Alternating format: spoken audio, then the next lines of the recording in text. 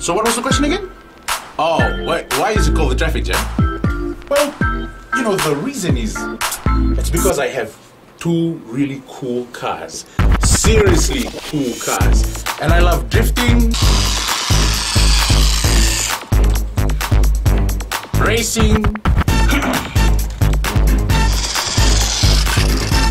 because I am fast and slick, and plus I like to create a bit of traffic jam myself with a whole lot of great music.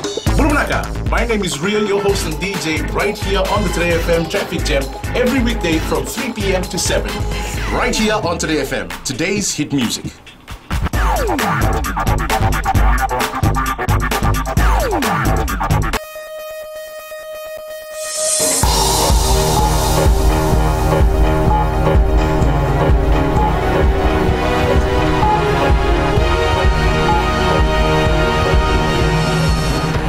In this bulletin, opposition calls for removal of media decree. European Union commits $65 million for development in Fiji.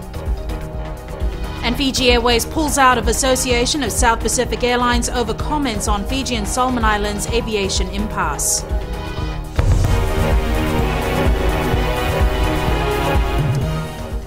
First up tonight.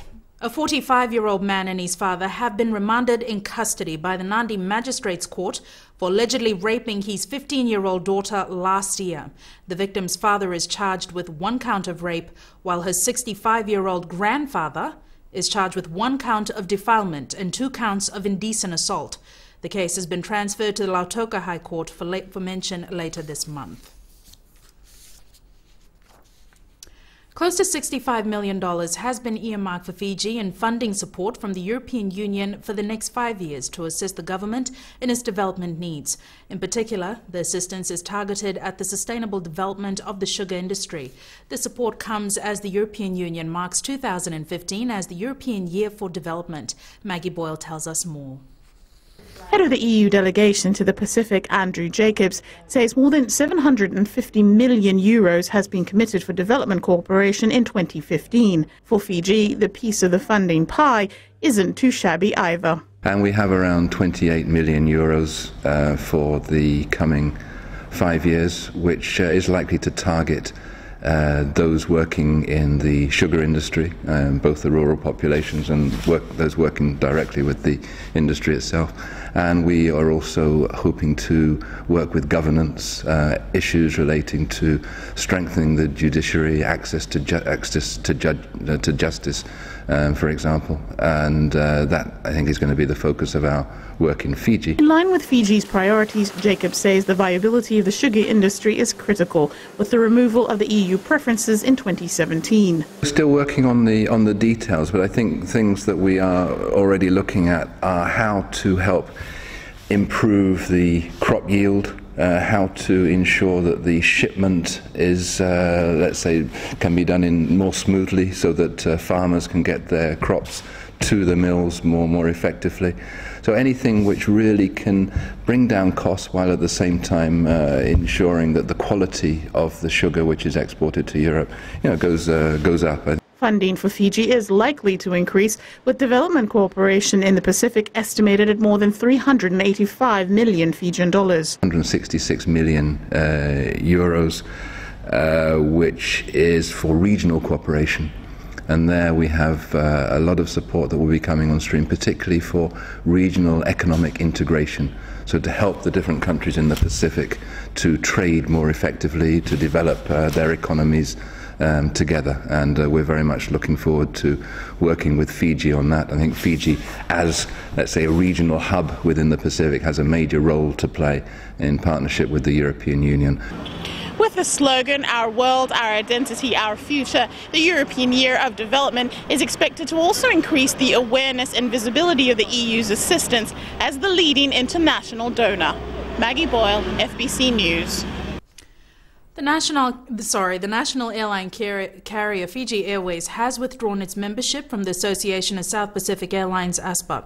The airline says the withdrawal comes in light of recent strongly biased public announcements made by ASPA, which it opposes. Fiji Airways says it will not rejoin ASPA unless there is a change in their leadership and in the public handling of issues. The comments by ASPA General Secretary George Factaufon relate to the former impasse about the air services agreement between Fiji and Solomon Islands. The government claims Factaufon blamed Fiji for the impasse between the two countries in direct contravention of the facts of the dispute, and it's dismayed by his comments. However, Factaufon says at no time did ASPA suggest that Fiji was at fault, as he reported only on the facts, some of which were already known, and regrets the government saw it differently. The government has dismissed claims by the opposition that the new funding system for the parliamentary offices is unconstitutional and improper. The opposition says the new system was directed by the Finance Minister Ayasaid Qayyum. The government says the Secretary General to Parliament, Viniana Namosi-Malua, made the decisions on her own right. The government statement says Namosi-Malua, however, consulted the Finance Minister as the funding is being sourced from money allocated to Parliament under the 2015 budget. Opposition MP Biman Prasad says the minister has no say now in the duties of parliamentary officers as the budget address has been made. The opposition parties have confirmed they will not accept the new funding provided to them. The National Federation Party, for its 3 staff, has been given $45,000 and the Social Democratic Liberal Party has been given $225,000. Coming up after the break, new evacuation centre opens for residents at Welangi on Taviuni.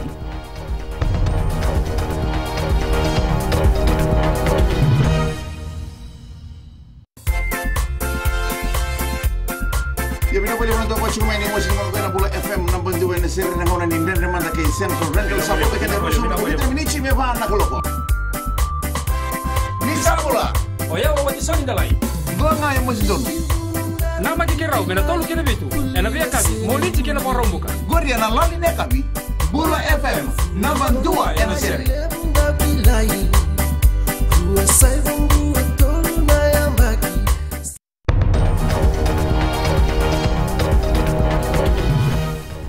Welcome back. This is FBC News.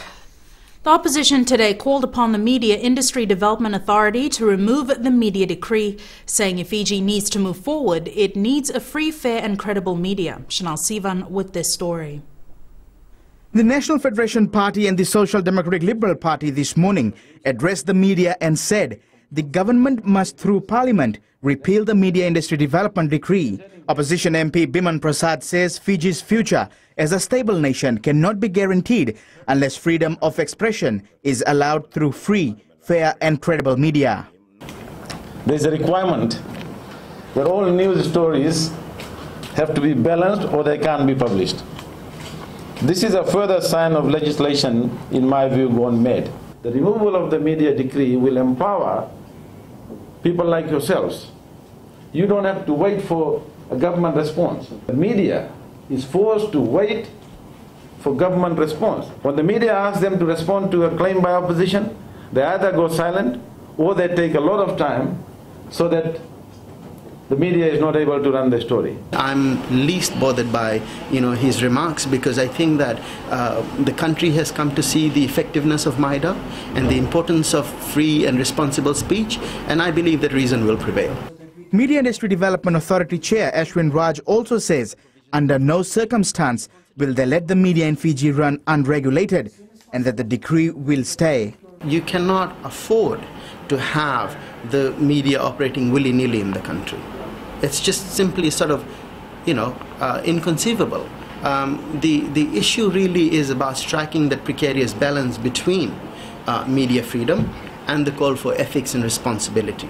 And that's the delicate dance that one must learn to sort of dance. When we talk about genuine democracy, when we talk about equal citizenry, freedom of expression, accountability, transparency, which are ethics that the MIDA chairman and others in government want to praise, can only be achieved through a free and fair and credible, non-regulated media. Media throughout the world are generally regarded as the fourth estate, the last line of defenders of democracy, human rights, dignity and justice. With the parliament scheduled to begin in early February, it is very likely that the debate over the role and responsibility of the media and the future of the media decree will certainly continue for some time to come.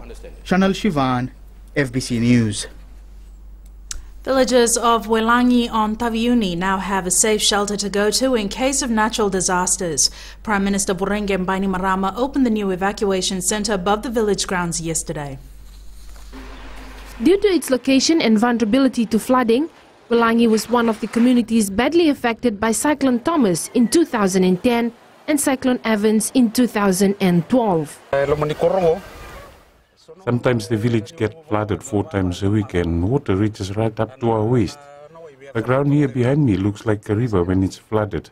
Small boats are used here when it's like that. The river mouth gets blocked, and when it's high tide, it just gets real bad.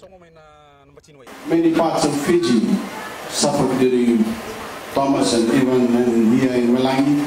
You suffered more than most. A low-lying community deeply vulnerable to flooding and the kind of storm surges that often accompany these terrible events. But you survived, you rebuilt what you could, and the spirit of a community remains strong. $10,000 was spent by the community to start construction of the evacuation centre. The government later committed $188,000 to complete it. The Prime Minister says Welangi is now better prepared, but villagers must never take their safety for granted.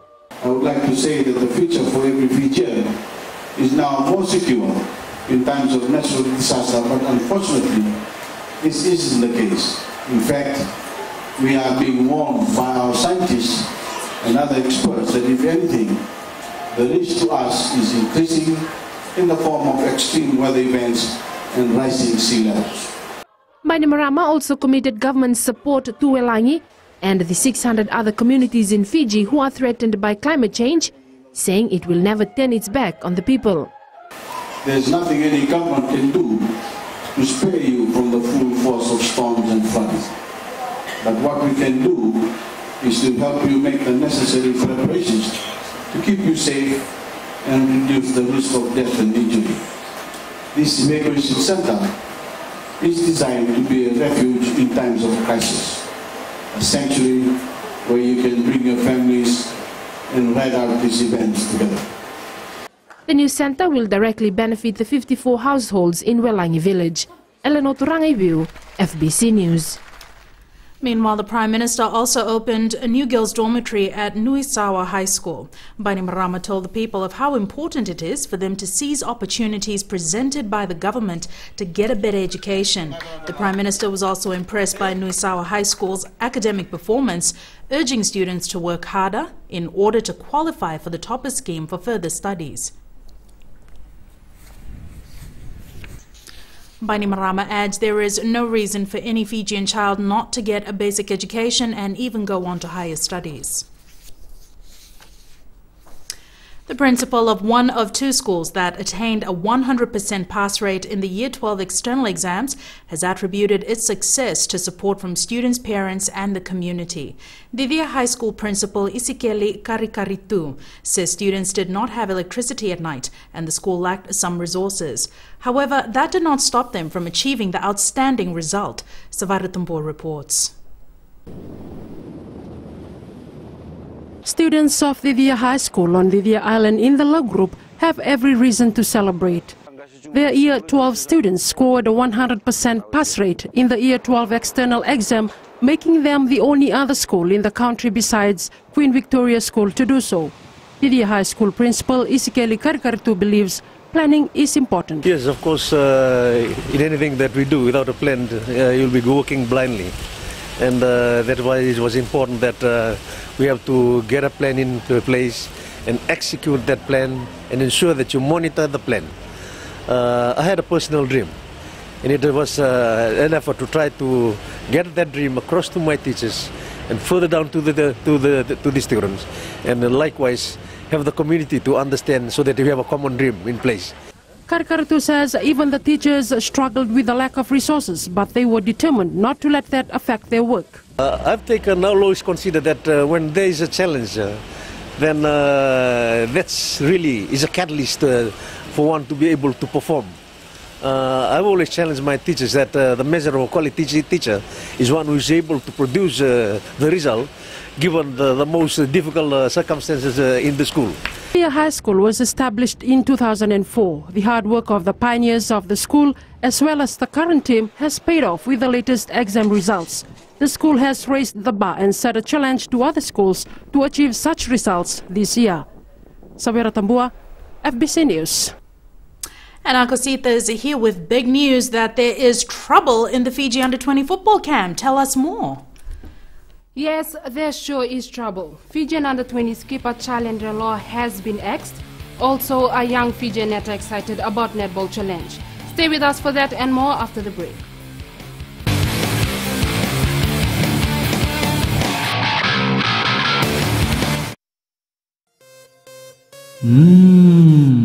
Bollywood hero पंती रे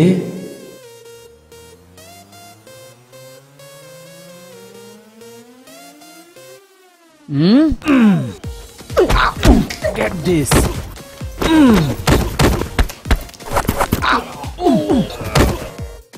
hero hero hero सपना दिखेला बंद करो। क्या करो यार, सबको आती नहीं, मेरी जाती नहीं। मिर्ची मस्त मॉर्निंग में हूँ अश्विन सिंह। हाय मैं हूँ काजल। शामिल हो जाए हमारे साथ Monday to Friday 6 AM to 9 AM मिर्ची FM, it's hot.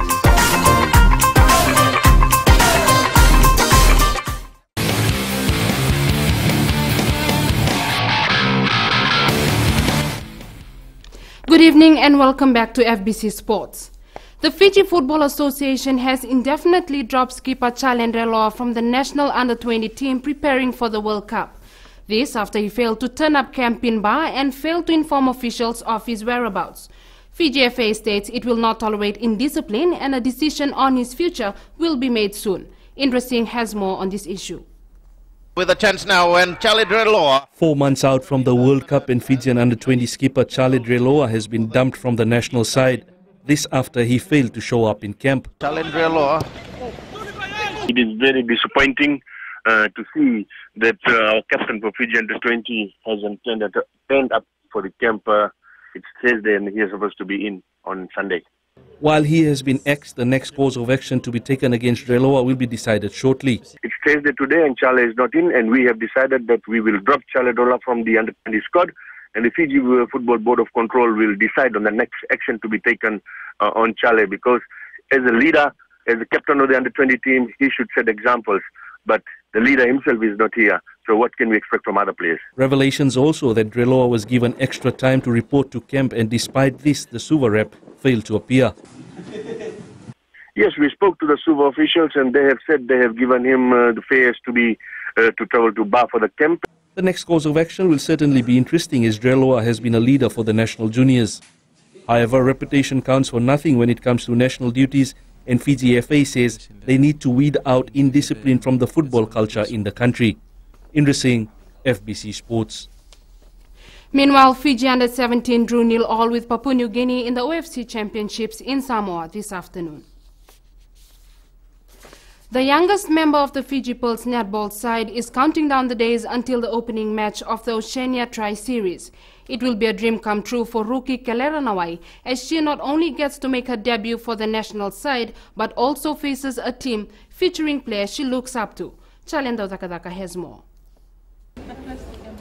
17-year-old Kelera Nawai's dream call-up to the Fiji Pearls squad could not have come at a better time. The New Zealand-based rep will get a taste of international competition as she lines up against the Silver Ferns on Monday.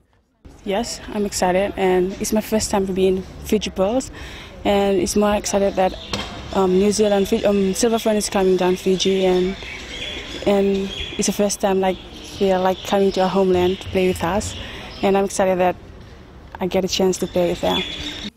The soft-spoken lass could not contain her excitement at playing on the same court as her favorite player, Silver Fern's ace shooter, Maria Tuitaya.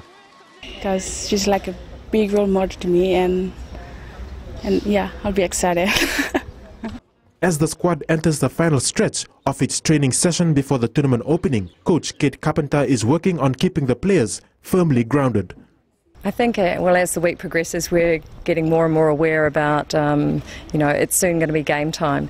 And so we're trying to just work on areas that I think consolidate's probably really the word, not introduce anything new, but just get better at the things that, in terms of our game plans and our match play, that will be helpful on court. The Fiji Pearls have 4 days remaining until the opening game against the Silver Ferns. The players are under no illusion as to the significance of playing the second best team in the world on home turf. FBC Sports. Meanwhile, Fiji Water today signed on to be the official drink of the inaugural Oceania Tri-Series tournament. The renowned brand will be providing water for players and management of the Fiji Pearls, Silver Ferns and Samoan teams, as well as the officials during the 4-day competition. We were approached by Netball Fiji to be one of the sponsors and surely the bottled water sponsor for this Oceania series, and being an inaugural series, and also particularly with this tournament, it brings to Fiji the likes of the Silver Ferns and also the New Zealand playing against our netball team. It is an honor for us to be able to participate and be one of the key sponsors for this event. The Oceania Tri-Series will begin next Monday at the Vodafone Arena in Suva, with the Fiji Pearls to take on the Silver Ferns in the opening match. Competition is intense for the halfback position in the Vodafone Fiji 7 squad. It's a 4-way tussle in the 24-member squad for the position. Rohideo has more. The return of injured Emosi Mulevoro, the twinkling feet of Jerry Tuai, robust Nadi rep Vatemo Ravovo and Emenoni Nasilasila are all vying for a spot in the final team. Mulevoro missed out the first 3 tournaments, but his return has intensified competition for the vital role. But he's looking better and better, puts big competition into Nasilasila and Jerry and Fatima Ravuvu. You got 4 of them. I can't take 4 halfbacks, so 1 or 2 of them won't make it. So that's what I want as a coach. Hopefully they'll, knock each other around in training this week, and the best players will emerge. Tuai proved in the previous tournaments that he has what it takes to play at the top level.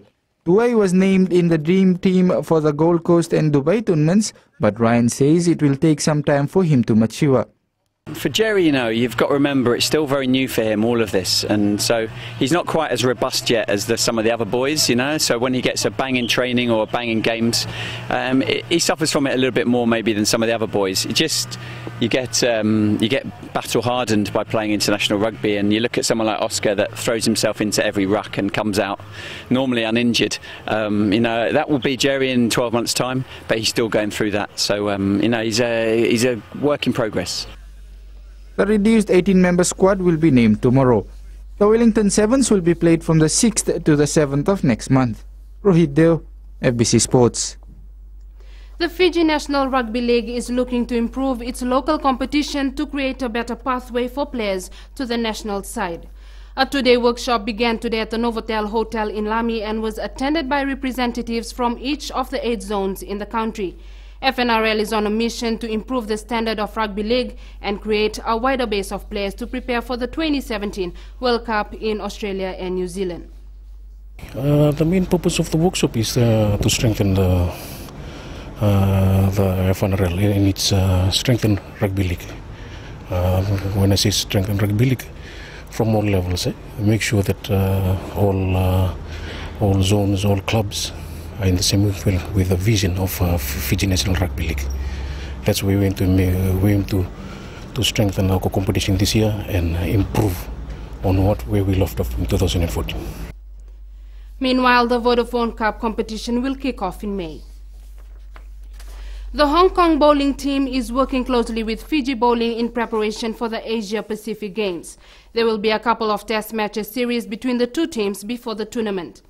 This was after the Hong Kong Social Club team played their second friendly match against the Fiji side at the Nadi Sports Club yesterday. Captain Vincent Cheong says such matches are a good build-up for their team and they're willing to do it more often. I have been talking to the secretary, and we are planning something that Hong Kong team can always come here while they're passing through anyway. it is a very good for the Hong Kong team or our team to come here first to play a game, to refresh ourselves before we go to the actual competitions. The Hong Kong side won the match with 3 sets, leaving the home team with 2.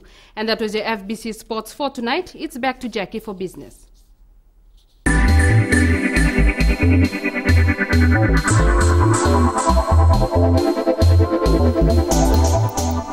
Digicel Fiji has provided $20,000 in support for this year's Women in Business Awards. The sponsorship was received by WIB Vice President Janita Prasad.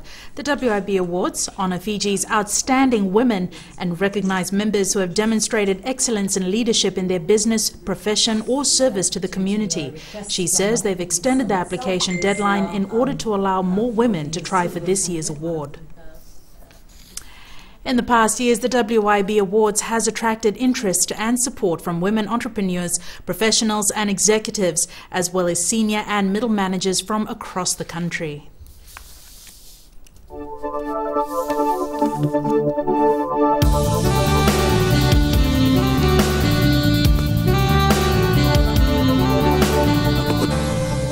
An active trough of low pressure lies slow moving over Vanuatu and extends southeastwards just to the southwest of Fiji. Cloudy conditions with some rain were experienced over most parts of the country today. Temperatures: Lautoka was the coolest place today, recording 31 on the temperature chart. All other centres recorded 32 degrees. Tomorrow there will be occasional rain, heavy at times, and few thunderstorms over Suva, Nadi, Lautoka and Ba. Cloudy conditions with some showers over Savu and Lambasa. An active trough of low pressure just to the west of Fiji is expected to gradually move eastwards towards the group. Isolated heavy falls and thunderstorms expected. For mariners, a strong wind warning remains in force for southwest Viti level waters and the Kandavu Passage. And just a quick recap of our main points again. A 45-year-old man and his father have been remanded in custody by the Nadi Magistrates Court for allegedly raping his 15-year-old daughter last year. The opposition has called on the Media Industry Development Authority to remove the media decree, and villagers of Welangi on Taviuni now have a new and safe shelter to go to in case of natural disasters. To the poll question this week, we're asking, should full banking services be made available on Saturdays? Visit our FBC website to take part. Remember, you can send us newsworthy pictures and videos on email citizenseyes@fbc.com.fj or share it with us via Facebook page FBC News. And if you're on Twitter, follow and tweet us your news tips at FBC News or simply hashtag FBC News. That's our news for tonight. Be sure to join us again tomorrow. Bye for now.